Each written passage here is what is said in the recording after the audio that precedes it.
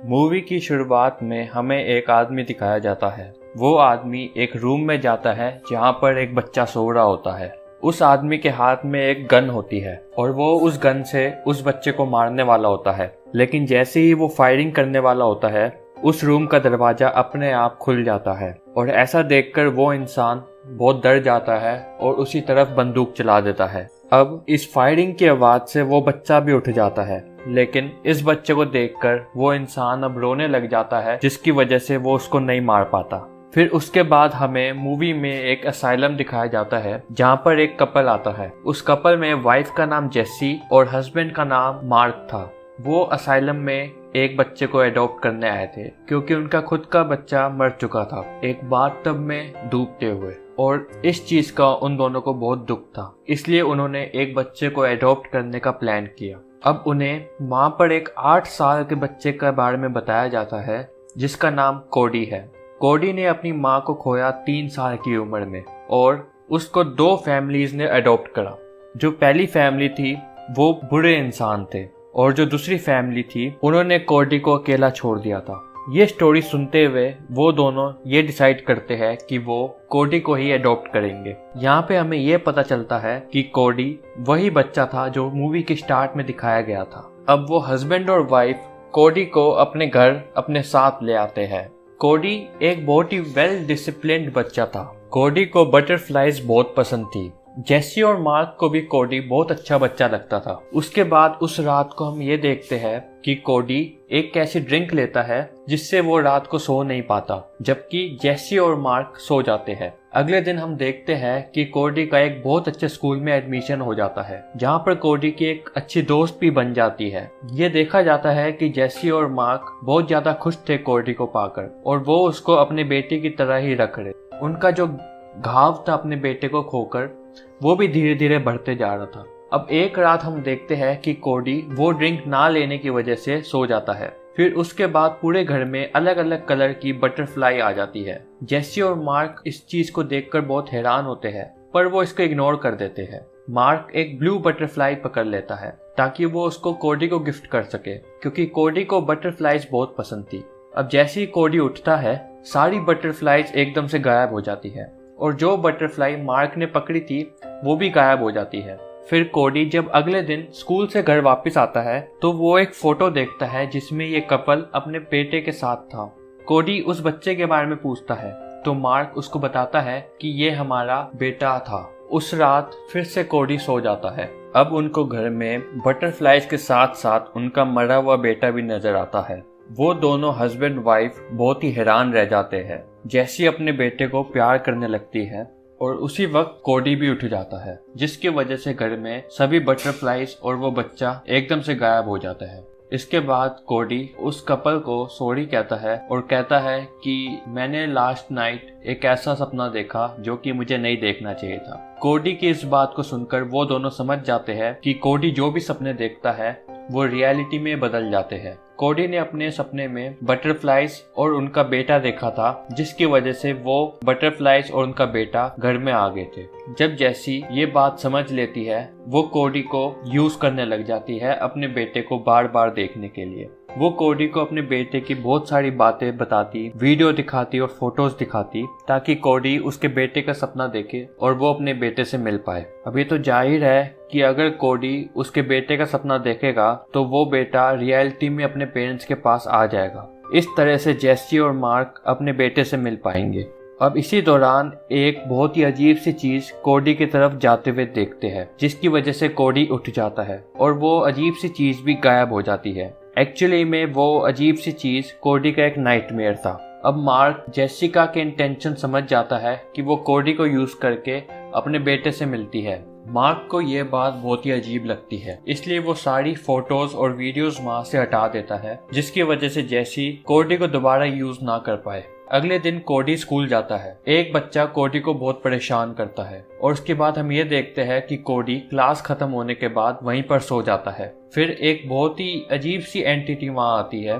दरअसल वो bad entity का नाम कैंकरमैन था। वही कैंकरमैन कोडी का नाइटमेयर था। अब वो कैंकर उस बच्चे पे अटैक करता है जो कि कोडी को परेशान कर रहा था। अब वो बच्चा भी हवा में जाकर एकदम से गायब हो जाता है। कोडी की जो दोस्त थी वो भी ये सब देखती है और वो ये देखकर बहुत ही परेशान हो जाती है। दरअसल कैंकर कोडी का नाइटमेयर है, तो इसका मतलब कोडी ने जरूर उसके बारे में सोचा होगा। कोडी वो ना सोने वाली ड्रिंक इसलिए पीता था ताकि उसके ड्रीम में ये कैंकर मैन ना आए। उसके बाद कोडी अपने घर चले जाता है। अब कोडी उस नाइटमेयर की वजह से काफी डरा हुआ था, इसलिए वो डिसाइड करता है कि वो नहीं सोएगा। लेकिन जैसी देखती है कि कोडी नहीं सो रहा, इसलिए वो उसके दूध में नींद लाने वाली दवाई मिला देती है। इस दूध को पीते ही कोडी एकदम से सो जाता है और फिर से जेसी और मार्क का मरा हुआ बच्चा दोबारा से उस घर में आता है और देखते ही देखते वो बच्चा कैंकर में बदल जाता है। जेसी और मार्क इसको देखकर डर जाते हैं। ये देखकर मार्क कोडी को जगाने की कोशिश करता है, लेकिन क्योंकि जेसी ने उसको नींद की दवाई दी थी उस वजह से कोडी नहीं उठ पाता। अब कैंकर मार्क पर अटैक करके उसको भी गायब कर देता है। अब इससे पहले कि कैंकर जेसी को भी अटैक करके गायब करता, कोडी उठ जाता है, जिसकी वजह से कैंकर फौरन गायब हो जाता है। कोडी उठकर देखता है कि मार्क तो वहां पर मिल ही नहीं रहा और जेसी बेहोश पड़ी हुई है। कोडी एकदम से पुलिस को बुलाता है। अब पुलिस वहां पर आकर सारे क्लूज इकट्ठे करती है और वो सारे क्लूज इकट्ठे कर जेसी को सस्पेक्ट में रखती है। अब घर की कंडीशन को देखते हुए और कोडी की ड्रिंक में दवाई मिली होने की वजह से जेसी को वो सस्पेक्ट में कर लेती है। जेसी ने जरूर कोडी के साथ कुछ गलत किया होगा। अब कोडी असाइलम में वापस भेज दिया जाता है। ये देखते हुए जेसी को बहुत दुख होता है, इसलिए वो डिसाइड करती है कि वो अपने हस्बैंड को वापस लाएगी ताकि वो ये जान सके कि कोडी के साथ हुआ क्या था। वो उस असाइलम में जाती है और कोडी की फाइल उठा लाती है। उस डॉक्यूमेंट में जिन पेरेंट्स ने पहले कोडी को अडॉप्ट किया था उनकी इंफॉर्मेशन लिखी होती है। जेसी उनमें से एक फैमिली में जाती है। ये वही इंसान था जो मूवी की स्टार्ट में कोडी को फायर करके मारने वाला था। अब वो आदमी जेसी को बताता है कि कोडी के नाइटमेयर्स की वजह से उसकी भी वाइफ गायब हो गई थी। उसने अपनी वाइफ को ढूंढने की बहुत कोशिश करी, लेकिन वो नहीं ढूंढ पाया।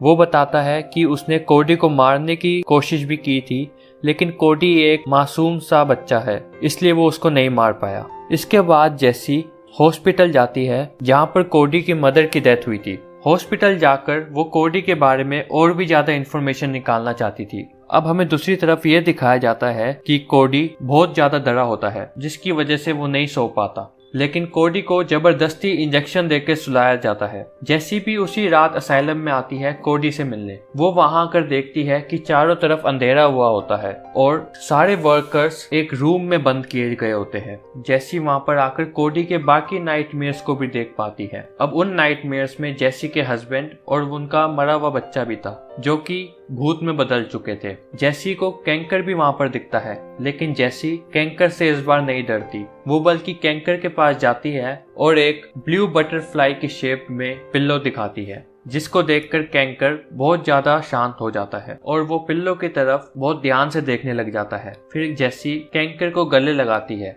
अब कैंकर धीरे धीरे कोडी में बदलने लग जाता है, फिर एकदम से वो गायब हो जाता है।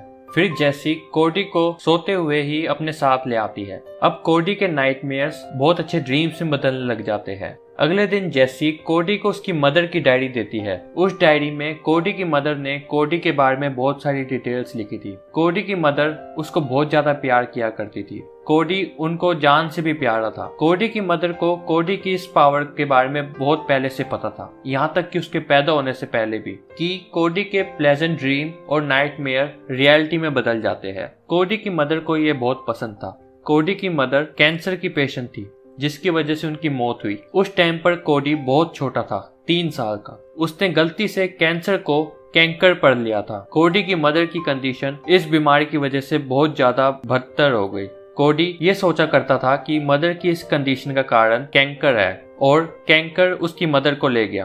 अब कोडी कैंकर के बारे में बहुत सोचा करता था, जिसकी वजह से उसको नाइटमेयर्स आने लगे। और कैंकर कोई और नहीं बल्कि उसकी मदर ही थी। कोडी की मदर कोडी को बटरफ्लाई के शेप वाले पिल्लो पे सुलाया करती थी, जिसकी ही वजह से वो उसको देखकर शांत हो गई। और यही कारण था कि कोडी को बटरफ्लाईज काफी पसंद थी। उसके बाद जेसी कोडी को बहुत अच्छी कहानी सुनाती है रात को, जिसमें वो बताती है कि गायब हुआ हुआ मार्क, उसकी वाइफ और उसका मरा हुआ बच्चा वापिस आ जाते हैं। अब ये देखा जाता है कि कोडी अपनी पावर्स को कंट्रोल करने लगा है और वो सभी गायब हुए लोगों को वापस ला रहा है। इसी के साथ मूवी खत्म हो जाती है। थैंक यू दोस्तों। अगर आपको ये वीडियो पसंद आई हो तो इस वीडियो को लाइक, शेयर और चैनल को सब्सक्राइब कर देना। थैंक यू दोस्तों।